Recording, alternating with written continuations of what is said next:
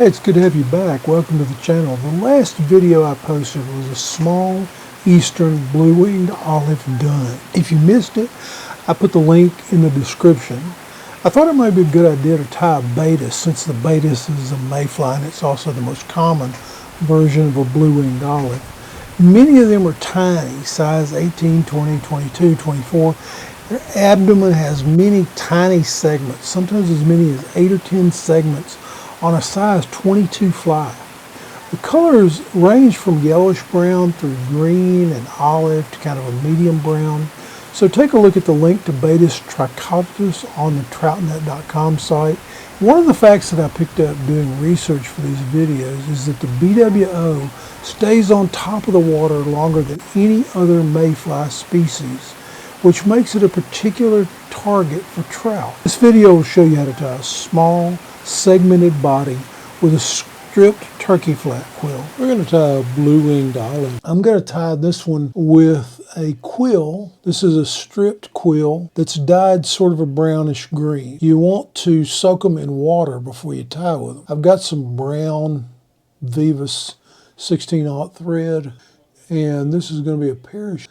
So I'm going to start back and go down to the end of the shank, clip off the tag, and we're going to use, this is what's called a spade feather, and I like to pull these out, get the tips kind of aligned, and then grab them and cut them off. We want those about the length of the shank plus the eye. So there's the tie-in point right there, and again I'm going to lean them down at about a 45-degree angle.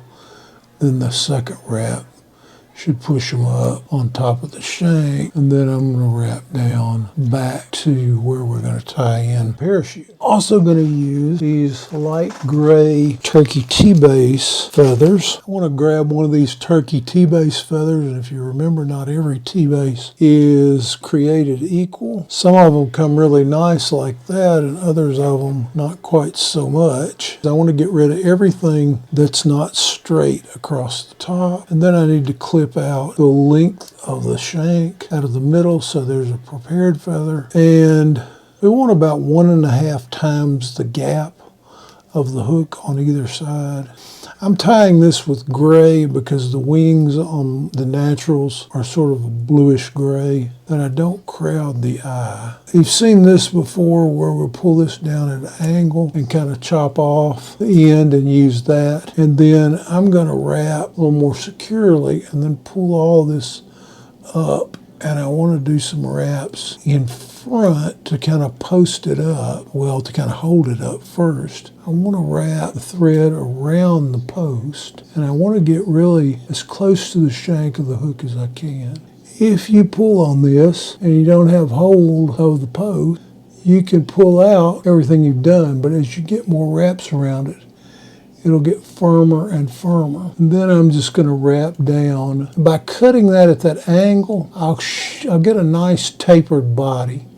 Please take a look at the natural, because the natural of a blue-winged olive, not only are they kind of brownish green color, this is a stripped turkey flat, and they are tapered. You can take one of these and tie really small down to 20, 24, and you can also tie, this is a 16, we'll go up to the 16. I want to cut this off and I want to tie this in to the fly about where the quill is the same width as the wire for the hook. So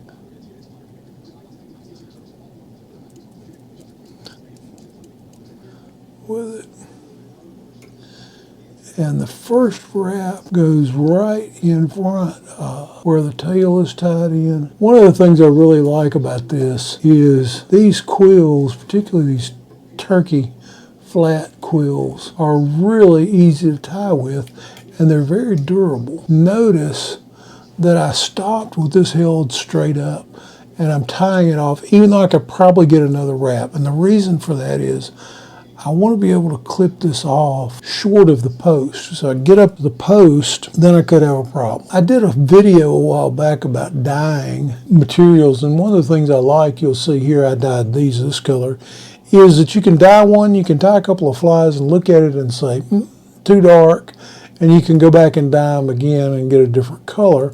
Or as in this case, you know, I look at the naturals and there's several different colors, so I can decide I want to do them in several different. Since this is a 16, this is a done, medium done, and usually I want something a little on the large side, so that'll do. For a parachute, I'm going to tie this in with the shiny side up, and I want to make a clip parallel to the quill, and I want the one, it's going to be tied in just like this, and so I want the side that's going to go next to the parachute just a little longer than the other side, kind of like that. I'm going to tie it in at a 45-degree angle.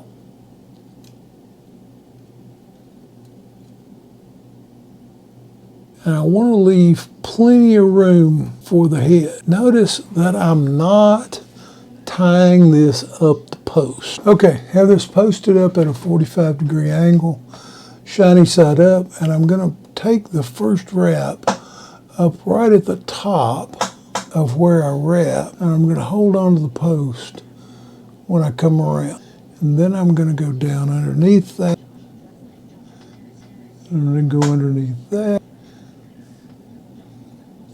And about 4 or 5 wraps, each one right underneath the one before it. Turns out to be about right. You can do more. When you get done, let this hang and lift up everything you can get hold of, and then go around. After a couple of wraps, snip this off in close, be careful not to get your thread, and then pull up and finish wrapping that down. You need to clean up anything, you can do it now, or you can wait till after you whip finish. Next thing we want to do is whip finish. When I do this, I just hang the bobbin off my third finger to leave everything else available, and so I'll hook that. Pull back,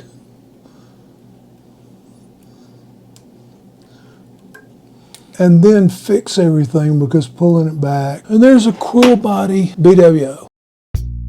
Thank you for watching. Subscribe for all our videos and tight lines.